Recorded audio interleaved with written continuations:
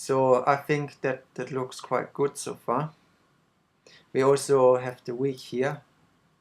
We created that to be able then to roll everything up onto a weekly level.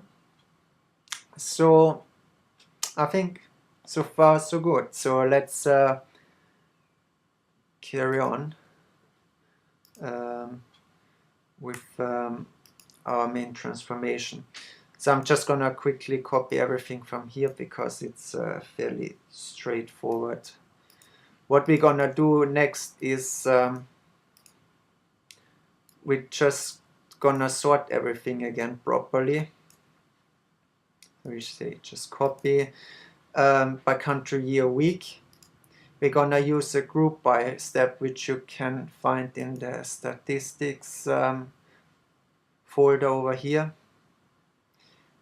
and mention the same group by fields again.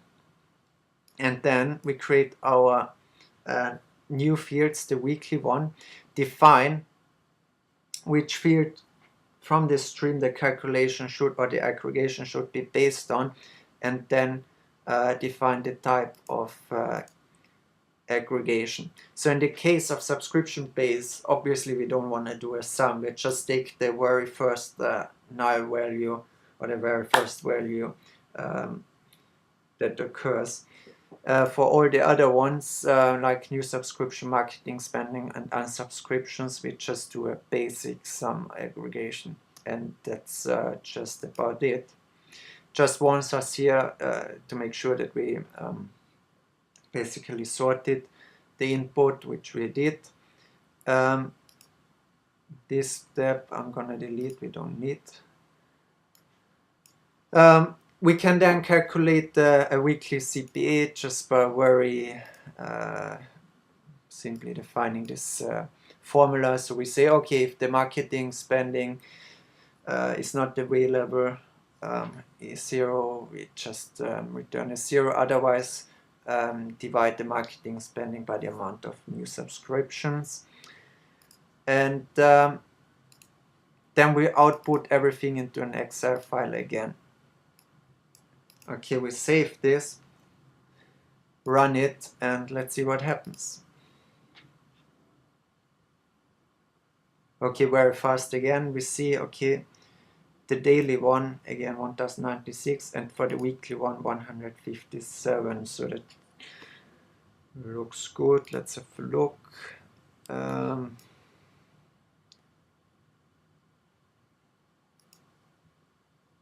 I think that should be ours. Yeah.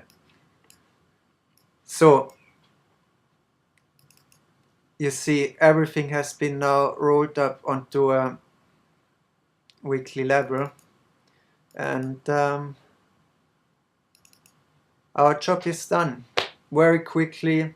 You didn't have to do anything manually, you know, like you would. Some people would just probably sit down and try to do everything in Excel. So this is a very interesting way to just basically create a weekly budget. I hope you enjoyed the tutorial. There are probably some ways to improve this whole transformation, but I think at least it should have given you an idea on how to use the clone and JavaScript step. Okay, thanks a lot, and see you another time. Bye.